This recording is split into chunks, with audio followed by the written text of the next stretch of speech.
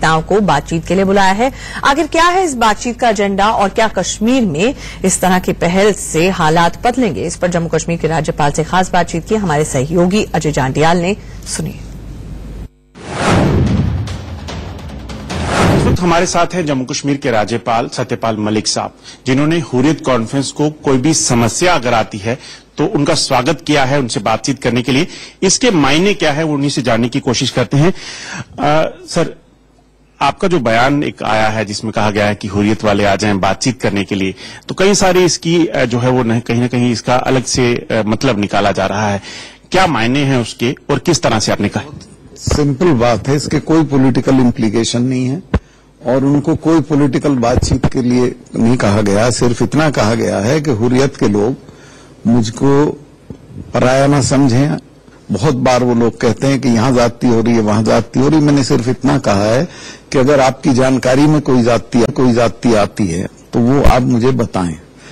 मैं अपनी security forces, police, फौज उनके साथ हूं पूरी तरह से और उनके कामों को सपोर्ट करता हूं। लेकिन ह्यूमन एरर है, कहीं गलती हो गई, कोई जाति हो गई, तो हुर्रियत के लोगों को मैं ये सिर्फ इतना मैंने निवेदन किया है कि आप किसी भी जराए से वो जानकारी मेरे पास भेजें और मैं उसकी सही जांच कराऊंगा। और वो मुझे ये न समझें कि भाई मैं कहीं दूसरे मुल्क से आ गया हूं या वो किसी दूसरे मुल्क के हैं। मैं उनका सम्मान करता हूं, उसमें कई बहुत सीनियर लोग हैं। तो मेरा सिर्फ उनसे ये गुजारिश है कि बजाय बयान देने के वो कोई जाति या कोई जानकारी उनकी हो तो मुझे भेज दें। लगता है हुर्रियत के जो बयान आते हैं, कभी किसी की सिविलियन की अगर मौत हो जाती है, चाहे वो आतंकी हो या कोई हो, उसके बाद उनके बयान कहीं ना कहीं ज्यादा परेशानियां कश्मीर में खड़ी करते हैं। देखिए, वो एक उनकी लाइन है, उनकी मजबूरी है, किसी भी वजह से वो उस तरह का बोलते हैं। बेहतर तो ये हो कि जैसे पत्थरबाजी में कुछ लोग मरते हैं, बेहतर तो ये हो कि सारी मेन स्ट्रीम पॉलिटिक्स भी और ये लोगों को ये कहें कि आपका कोई काम नहीं है। जिस वक्त दोनों तरफ से फायरिंग हो रही है उस वक्त उसमें नहीं जाना चाहिए। ऑपरेशन हो के जब क्लीन अप हो जाए तब जाना चाहिए। लेकिन अगर कहीं ऐसे ही छोटी मोटी पत्थरबाजी में कोई किसी की डेथ हो जाती है उससे तो मुझे भी सिंपैथी है, लेकिन इनको भी लोगों को रोकना चाहिए जो नहीं रोकते हैं लोग। युवाओं को लेकर आपने, जब आप जम्मू कश्मीर में आए हैं उसके बाद आपने युवाओं को लेकर खासतौर पे फोकस शुरू किया, चाहे वो आतंकी थे, वो आपका कहां तक सक्सेसफुल हो पाया है जो एक्सपेरिमेंट आप कर रहे थे? देखिए, युवाओं को लेकर मेरी ये राय रही है कि कश्मीर में अगर हमने युवाओं में जो निराशा और आक्रोश है उसको ठीक कर दिया तो टेररिज्म खत्म हो जाए। टेररिज्म बंदूक में नहीं है, टेररिज्म जहन में है। उनके एक सेक्शन को बहुत ज्यादा रेडिकलाइज करने की कोशिश हो रही है, जो गलत बात है। कोई जरूरत नहीं है उस तरह की बातें जो उनको बताई जा रही हैं। मैं युवाओं के लिए स्पोर्ट्स में बहुत काम कर रहा हूं। आपको जान के हैरत होगी कि वो मेरी वजह से नहीं, अपनी वजह से यहाँ के लड़कों की एक टीम फुटबॉल की इतनी कामयाब हो गई कि उसने मोहन बागान को हरा दिया। मोहन बागान के कोच को इस्तीफा देना पड़ा। इसी तरह से क्रिकेट में यहाँ के लड़के सेलेक्ट हुए हैं।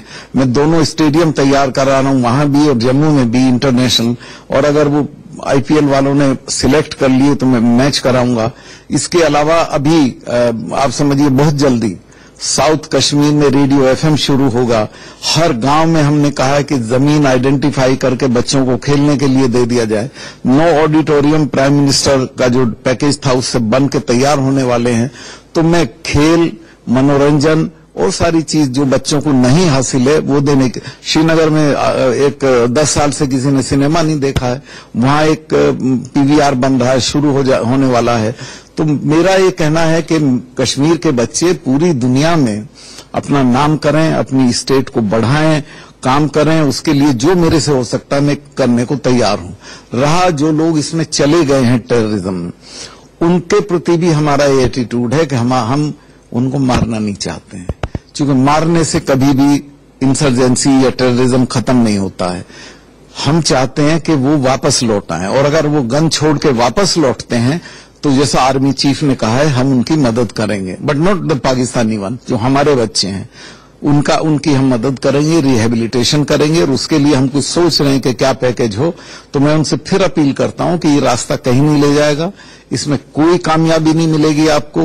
और हुर्रियत और बाकी लोगों को भी उनको समझाना चाहिए कि ये रास्ता ठीक नहीं है। इससे अब आप देखें कि श्रीलंका में एलटीटी इतना जबरदस्त ऑर्गेनाइजेशन था, 10 मुल्कों की उसे सपोर्ट थी, डेसिमेट हो गया, कुछ भी नहीं मिला। ये थोड़े से बच्चे हैं, 300 बच्चे, इनकी ट्रेनिंग भी नहीं है बेचारों की, ये फौज के मुकाबले लड़ भी नहीं सकते हैं।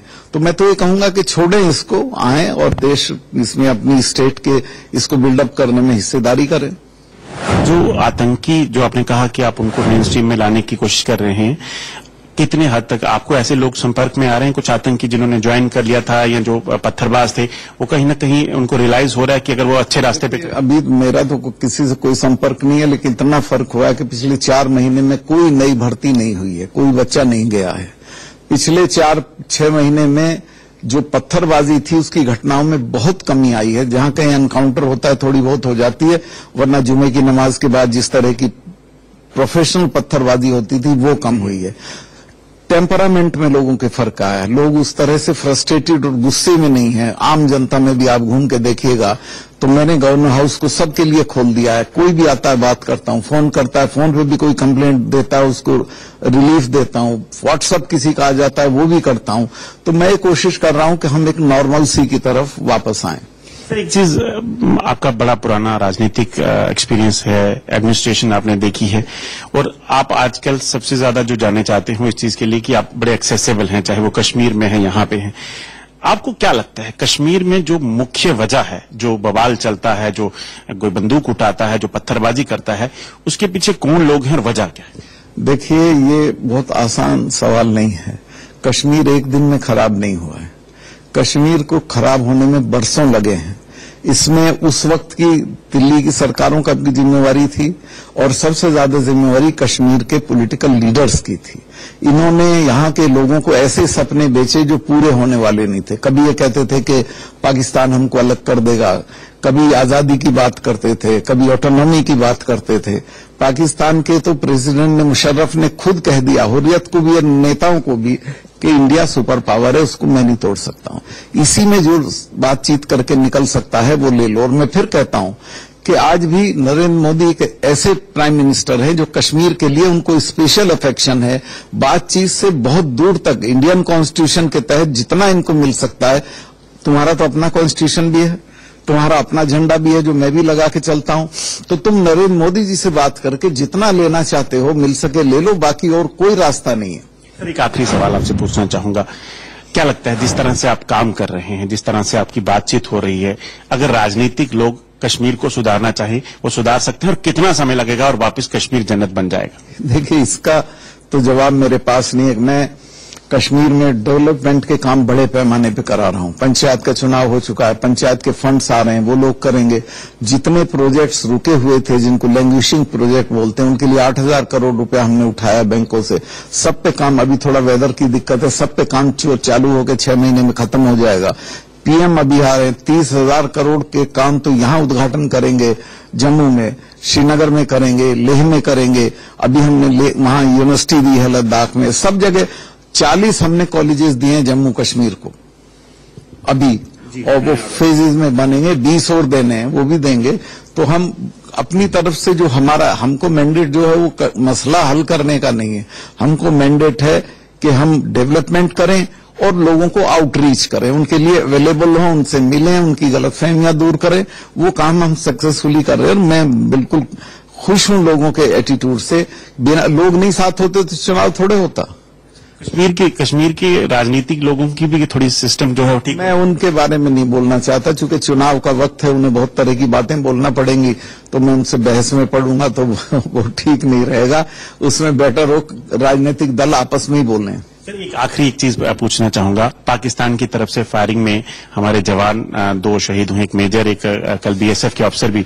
लगता है पाकिस्तान को भी समझना चाहिए कि कहीं ना कहीं खून खराबे से अब कुछ नहीं होने वाला। बिल्कुल समझना चाहिए। जिस दिन हमारे 2 मरते हैं तो आप पता करिएगा उधर 4 मरते हैं। हम बहुत मजबूती से हमारी फौजें जवाब दे रही हैं और पाकिस्तान भी इस रास्ते से कहीं नहीं पहुंचेगा, अपना नुकसान करेगा।